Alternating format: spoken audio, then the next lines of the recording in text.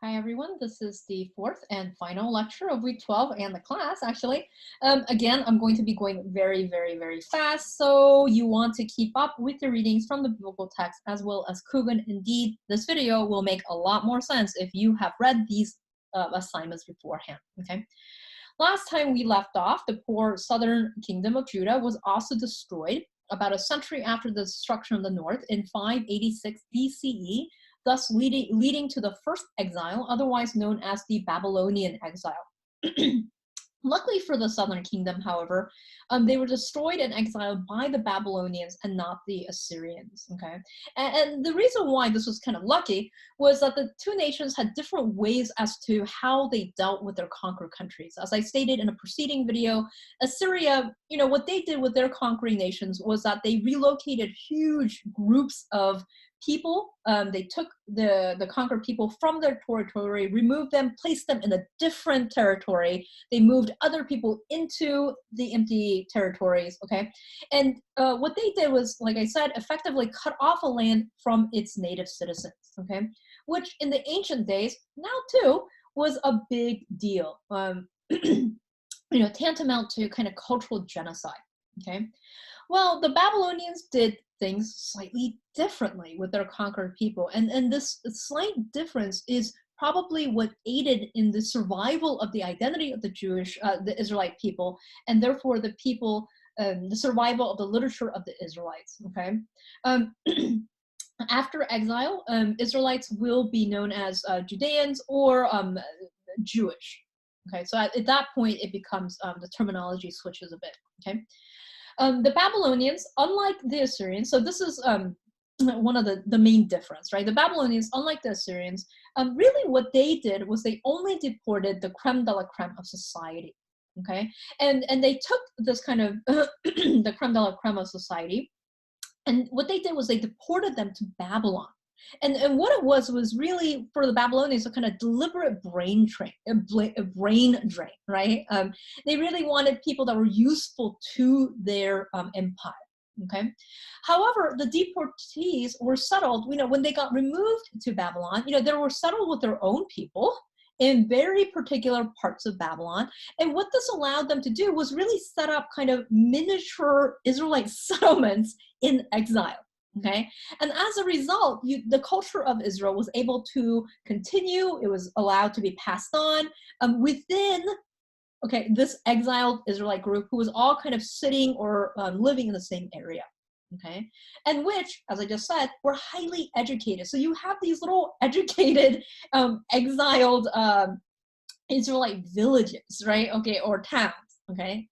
And lo and behold, this is exactly what happened. It seems that these exiled elites in Babylon, okay, all now sitting there exiled in their own communities, right, and highly educated, right, they were indeed passing around their tradition, or they were very busy preserving their tradition, okay? They were writing it down, editing it, collecting it, putting it together. The writings, the history of their culture and their traditions, and this was all happening in exile. And we don't have a lot of access to this. We don't really know what happened. We just know that it is after this point that you get the text, okay? It may be that the P writer, a lot of people situate the P writer as part of this exilic group that's putting the text together, okay? Now, like I said, right, we only know kind of through tiny clues that this is what was going on, okay? And we know this because of what happens really what happens more than a century later in the 4th century. Okay, so I need to bring up history to this point. Okay, notice how fast I'm going through the history. These are thousands of years. Okay, that I'm hundreds of years that I'm going through. Okay, okay. As I stated, in the 6th century, 586, Judah is destroyed by Babylon. Leadership, creme de la creme, taken into exile, where writing starts to happen, starts being collected. Okay, like all empires, however, the Babylonians, who replaced the Assyrians, well, they can't remain the #1 empire forever, right? And they too are eventually taken over by the Persian Empire. Okay, Persia is located in modern-day Iran. Okay, the Persian Empire, for a variety of reasons, were generally tolerant to their subjugated Jewish populations, okay? And this had to do with political reasons and so forth. And what they do is that sometime in the 4th century, and we don't know exactly when, okay, they allow a group of Jews under the leadership of this guy named Sheshbazzar, the prince of the land, okay, and Zerubbabel, who seems to be a grandson of one of the last Davidic kings, okay, they allow, Sheshbazzar, Zerubbabel, and this grandson named Jeshua, basically the kind of creme de la creme of this exile group, they allow them to return back to Judea, okay? And when this happens, this really begins the period of the restoration, okay? Or the post-exilic period shortly thereafter, okay? That is the point at which the Babylonian exile ends, okay? A bit later, this group of returnees will be joined with other folks, two of whom are named Ezra and Nehemiah. I'm being really vague because the reality is that the Persian period is almost a dark hole in Israelite history. We really don't know very much, okay?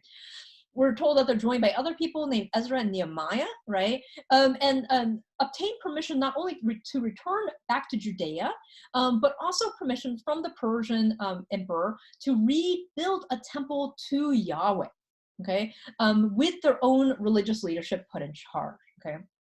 And like I said, this period, there's a lot of terminology I'm going to be telling you. This period that comes after, in the 4th century, when the temple is rebuilt, this is sometimes called the Second Temple period, okay?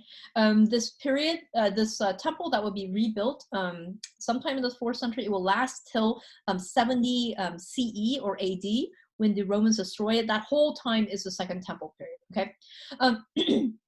So really, the terminology is kind of immense.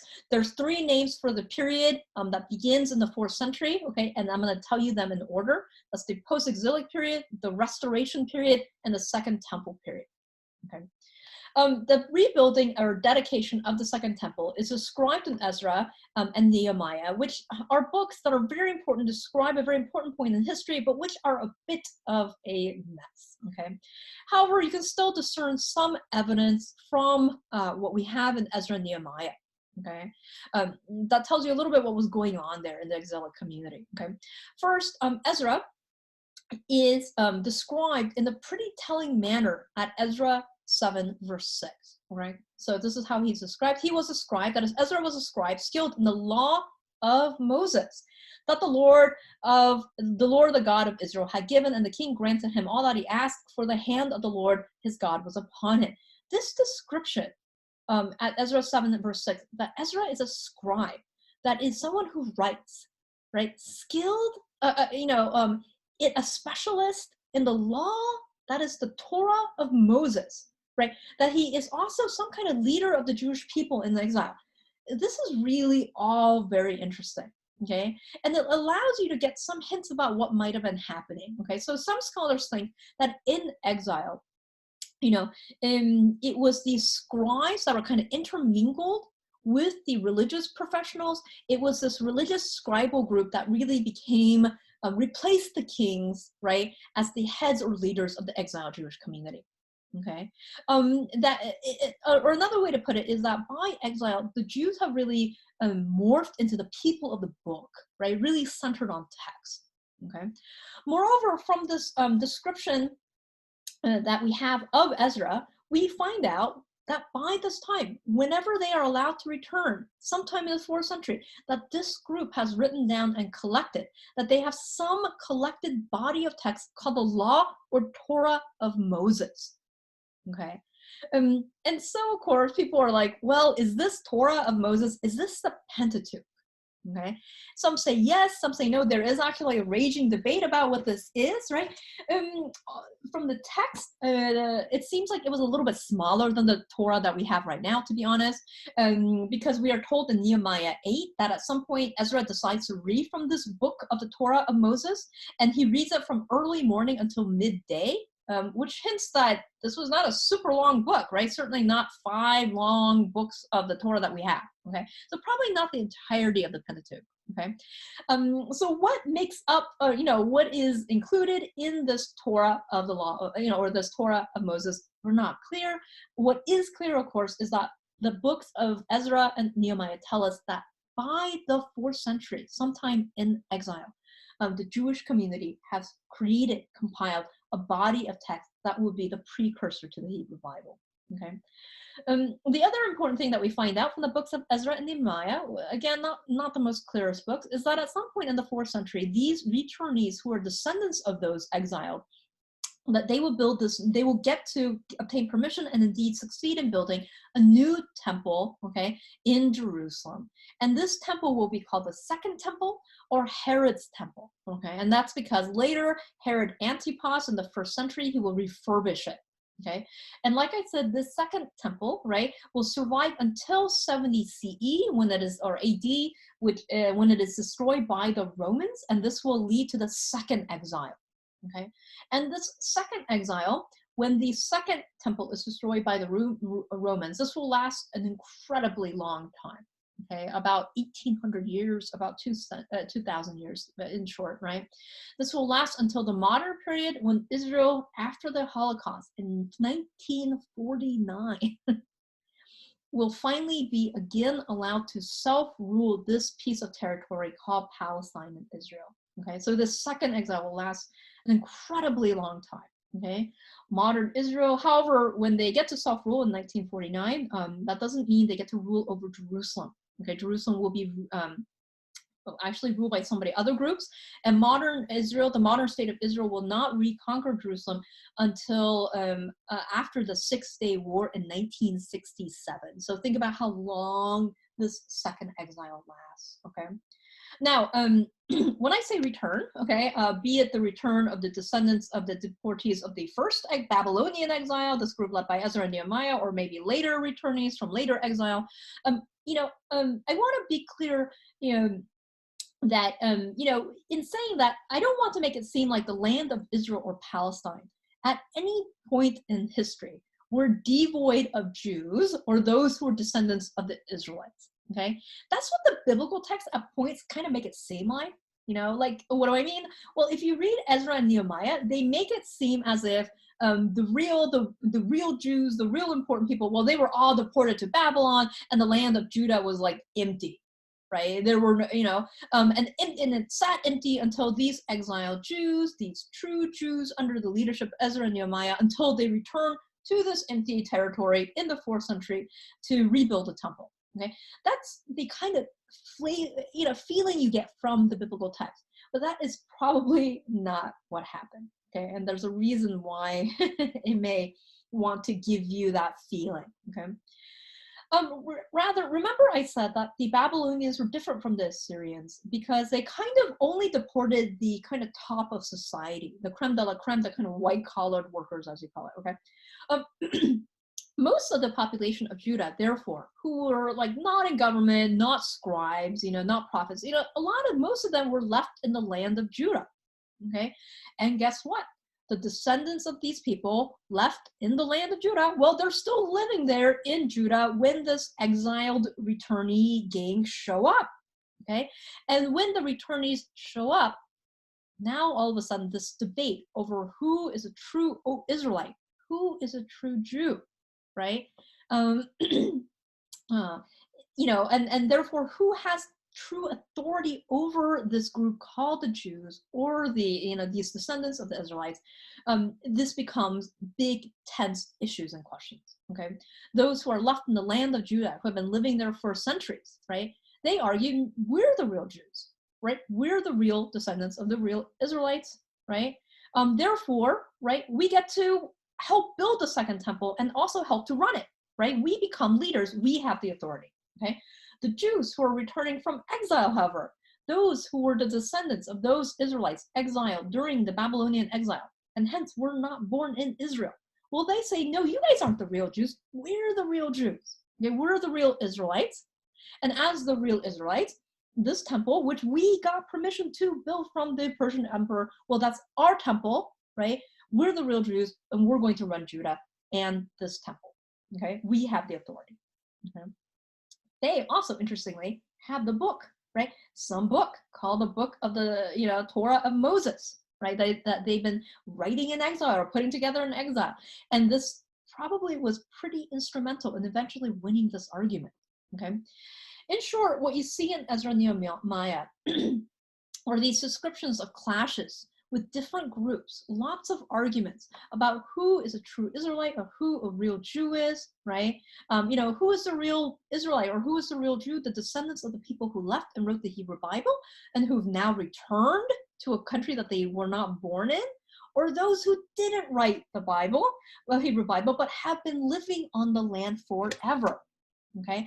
And a lot of scholars think that it is at this point that exogamy becomes a real concern, okay? Why? Well, because it is at this point where the question of who is a real Jew is being argued over, okay? And those who came back from exile, one of their main arguments of the returnees, right, was that you guys who remained in the land of Judah, well, you intermarried with those from neighboring countries, and hence your children and maybe your wives are not real Jews. Okay, so that was one of the key arguments that this returning group made. Okay, and this whole argument seems to have really come to a head at the end of Nehemiah, where we are told that this new group returning from Persia and from Babylon, who claim they are the true Israelites, at the end succeed in kicking out people from their community who are not as strict as they are and who have intermarried. Okay, that is, they kick out those people who are descendants of the Israelites who were left living in Judah. Okay, in short, the descendants of the exiled returnees seem to win this argument, okay, and become eventually, probably because they have this book, right? They end up becoming the true Israelite or the true Jews, okay? And of course, notice that in that formulation, endogamy is now key, right? Becomes super important, okay? Now, at this point, with the rebuilding of the Second Temple, this leads, this kind of heads straight into the period of the New Testament, okay? However, I'm going to do kind of a quick summary to bring you up to speed on the history of this area to the time of the New Testament, okay? The Persian Empire, which allowed the Jews to return and rebuild the Second Temple, in turn, will itself be conquered by Alexander the Great in 333. Okay, Alexander will Hellenize or spread the Greek culture and language and religion throughout Palestine and other parts of this huge empire that he fights and gains. Okay, when Alexander dies, in 323, 3 generals of his will carve up his huge empire, and there will be a struggle between 2 dynasties, the Ptolemies and the Seleucids, okay, over who will control Syria, Palestine. And slowly but surely, the Seleucids will come to power, okay, and under the Seleucids, Greek culture will become more and more prominent in the area, and the leaders who rule Syria, Palestine will become increasingly united. And the leaders who rule, the Seleucids will come to power, and the Seleucids who rule Syria, Palestine, well, what they'll try to do is they'll try to unify the culture of that area by forcing their subjects, including those in Syria, Palestine, to adopt aspects of Greek culture, okay? And this will cause a lot of tensions with the Jewish population there, who are offended, again, why? Because of the forced loss of their identity and culture, okay? As a result of this forced culturalization will lead to clashes between the Greek leaders and the Jewish population, the most notable of which was the revolt by the Jewish people called the Bar Kokhba, or the Maccabean Rebellion, or Revolt, which was thus called because it was led by the Maccabeus family. And it is during this revolt where we get the festival of Hanukkah, as the Maccabeans eventually will gain control of the temple and rededicate it to the Lord. Okay.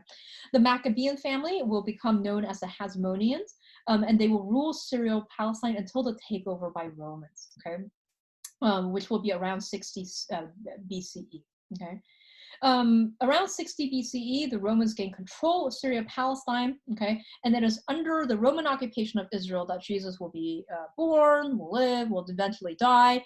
In 40 BCE, Rome will appoint this guy named Herod the Great, a man known for his ruthless exercise of power as well as his building projects, okay, to become king of the Jews of Palestine. Okay, and most Jews will consider Herod as not really a Jew, right? A treacherous half-Jew. Why? Because his parents were from Edom. They were Idumean and only had recently converted to Judaism. And he would be, the one to refurbish the second temple. Hence, the second temple will also be known as Herod's temple. I mean, the irony is hilarious. Okay. However, due to complicated historical reasons, namely infighting among various groups, Jewish groups for leadership, some misjudgment about politics in the Roman Empire, lots of stuff, okay? Taxation, tensions between colonized and colonizers, the Jewish people will rebel again, and the Romans will finally come and destroy the second temple in 70 CE and exile the Jews again. And again, like I said, this exile will last into the modern period. Okay. Shortly after the second exile, sometime in the 1st century, after the destruction of the second temple, based on rabbinic texts, okay, we know that there was a meeting called at Yavne, called the Council or sometimes the Synod at Yavne or Yamnia, okay? And some scholars have argued that it was at this council that the canonization, that the canon of the Hebrew Bible was finalized and closed. No other texts were allowed in, okay? However, this theory of late has been criticized, with some arguing that we don't really know what happened at this meeting of this council per se with scripture.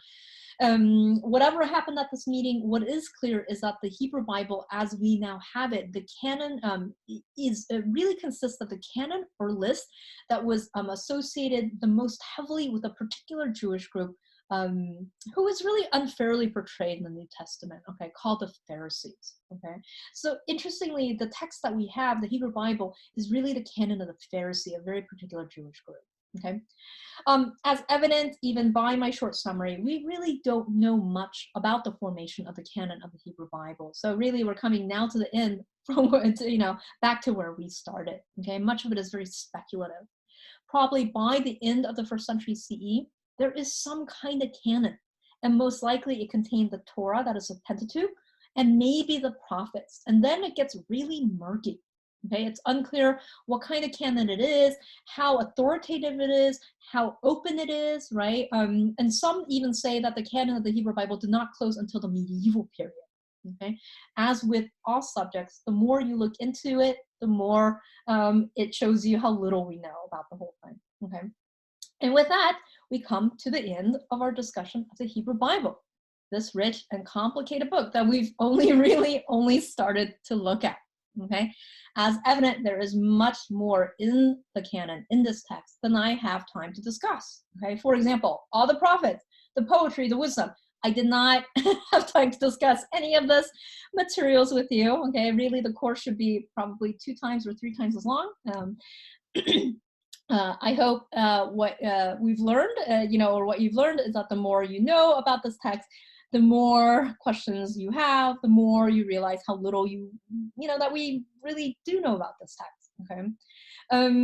That is the mystery of this text and the God reflected, maybe behind it and through it, that it keeps expanding the more you read it. And it's really worthy of a lifelong exploration. Okay. And as such, I hope you've picked up that the point of studying the Hebrew Bible is not necessarily to find answers. If you're looking for answers, I hope I've showed you that this is not going to be quite easy, okay? Rather, the point of reading this text is to learn, I hope, to ask better questions, to maybe also become more courageous askers of particular questions, okay? Reading this book is to confront really the limits of our knowledge, and therefore to learn to come to this book and to the God reflected in it with a bit of humility, with curiosity, and with enough, I think, bravery to say, I might never know, but it doesn't hurt to try. Okay? Thank you for joining me in these videos and watching them so diligently. I'm sure this is not everyone's favorite thing to do, and of course, this is a very particular time, right? It is work. Okay, so I'll end by telling you how I've come to be a biblicist. This is usually how I end my class in this particular class. That is, how did I end up becoming someone who teaches and reads the Hebrew Bible? I grew up in the Korean Presbyterian tradition, which is, if you know, a pretty fairly conservative tradition. And I was that annoying kid or person in Bible study and church and stuff, who kept asking, well, why? Why does it say this? Why does it say that? Okay. And at some point, a minister, Sunday school teacher, I can't remember, kind of reprimanded me for asking all these questions and said that I wasn't being faithful enough. Maybe not, I wasn't Christian enough because I asked too many questions. And I do think that the reason I became a biblicist is almost as a kind of act of retaliation for that comment, okay, which is to show people, that person and people like that, that no, asking questions is not the mark of the faithless. It's actually the mark of the faithful. Okay. I hope at the end that you agree with me. Okay. I hope you agree with me in part because, if it hasn't already happened, something similar will likely happen to you. Okay. Many of you will become ministers, parents, Sunday school teachers, I don't know, okay? And you will probably be confronted with a curious kid or teenager, it's always a curious kid or something, who dares to actually read the Bible and will dare to ask you questions about it. And I hope that when that happens, that you respond differently from the person I encountered. Because of course, what you say will matter to that person, okay? It will cause them either to turn to this text, turn to the God reflected in this text, or to turn away. Sometimes they're not going to ever find their way back. And so I hope, that you respond to a very curious kid or teenager or person with a measure of bravery, a measure of honesty. I hope you say to that person that you don't know why it says that or why it has this very disturbing little tail in here, I hope you say that even if you don't know why, that it's worth trying to figure some of the whys out together, okay? Why is it worth figuring all this stuff out together? Well, because as I hope this class has shown, even if you never find the answers, it is the trying, the discussions, the searching, okay? That's really what the act of faith is. And as such, as an act of faith, it is that opens up the space where you can encounter God and where God can meet us.